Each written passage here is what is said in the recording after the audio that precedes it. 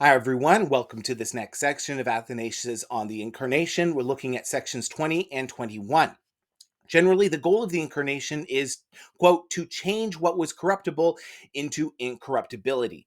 And so we are created, we are thus corruptible, which means able to be corrupted, and then become fallen, thus then able to sin. And so liable, not culpable, to transgressions. And so then how do we get brought out of this corruption and fallenness and corruptibility?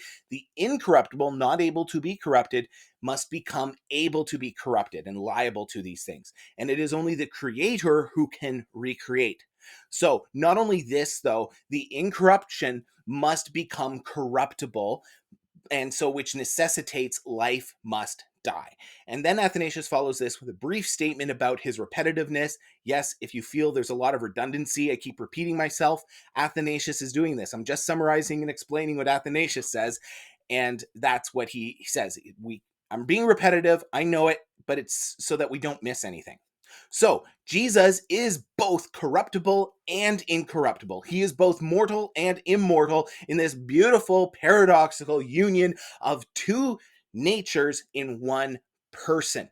And so he says, quote, the word was immortal. He took for himself a body able to die in order that he might offer it as his own and himself by coming into this on behalf of all. And here he quotes Hebrews 2:14-15, that he might abolish the one holding the power of death, which is the devil, that he might deliver those who were slaves to the fear of death, being liable through all life. So through this incarnation, the corruptible becoming corruptible, what change happened in us? We are corruptible. We have fallen into corruption. How has God's incorruptibility been imparted to us now? How does that play out now? And Athanasius appeals to Hebrews 11:35, quote, that they might obtain a better resurrection. And so he points this towards this notion of a temporary mortality, that we are mortal, but only for a time. And so he says, death has been abolished by the grace of the Savior. Yes, death is abolished, but we still are in this overlap time where we still die, but not really.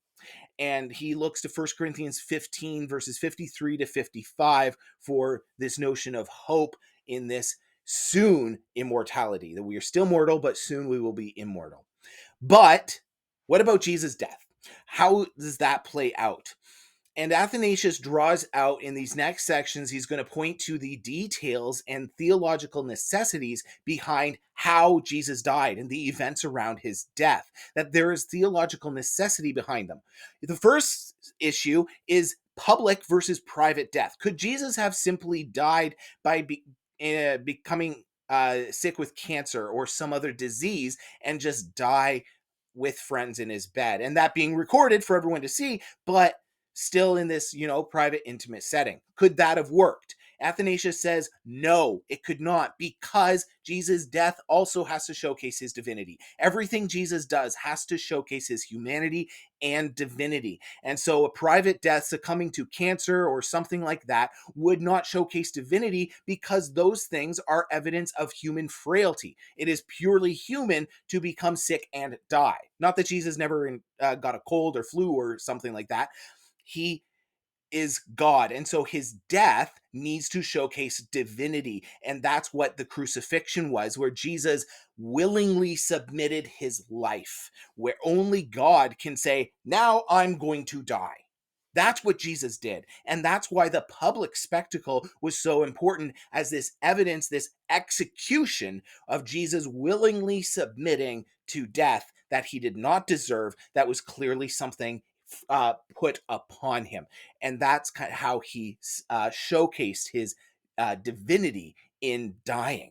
And going from that, could then Jesus have chosen his own method of dying? Could that have been part of showcasing his divinity? Well, tune in next time. Athanasius does answer that question. We will talk about that in the next video. Thank you.